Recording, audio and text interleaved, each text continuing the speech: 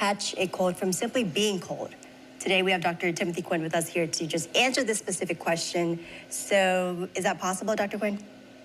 You know, I'm laughing right now because I get this question every year from so many people for the last 20 years of being a doctor.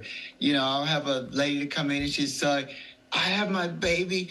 I bought a big coat and she won't wear the coat because she don't think it's cool. And the cold weather is going to make her sick. And she's telling me to tell her daughter this information. And I say, that is not true.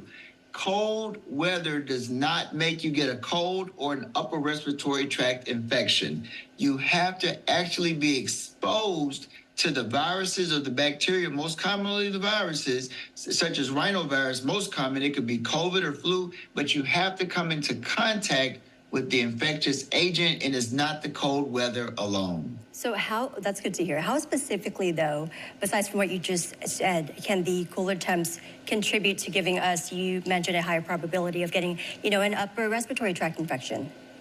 Right. That's a good question. I always provide that information because it is true that the cold weather can make us more vulnerable, meaning we're more likely to get sick during the colder months. And some of these include, number one, when it's cold, we tend to congregate indoors. Like we go to a party, we don't go outside, we're all inside and we're like, ha, ha, ha, and, spreading those germs.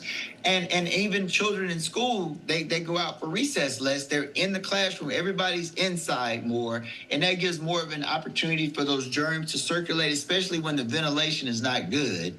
Number two, the research has shown that our mucous membranes, we have a immune function where it'll block some of those germs from getting in with that mucus and that ciliary hair. It doesn't work as well when you breathe in that cold air. It's compromised. And also the blood vessels underneath the skin constrict to push the blood in, but that limits the white blood cells, or the part of our immune system that helps to protect us. So that brings our immunity down. And also we tend to have a lower vitamin D. Vitamin D is created with the sunlight, and we have less sunlight, and our immune system is compromised as well. And lastly, number three, the virus particles, they can sustain in the air longer in cold, dry climates with less sunlight, which is more prevalent during the winter months. So these are some of the ways that the cold weather can aid as far as causing us to have a better chance of getting sick, but they're not the agent, but they do compromise us somewhat. Okay, so real quickly, because we're running out of time, what are some ways you can do to protect yourselves then?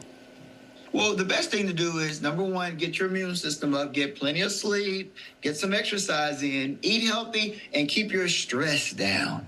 If you can do these things, that'll help. And also, get your vaccinations if you have not already done so for COVID, flu, and if you're elderly, go ahead and get the vaccines that you need so that you can be as safe as possible. All right, so try to get your 8 hours of sleep tonight. Thank you so much, Dr. Quinn. Appreciate your time always.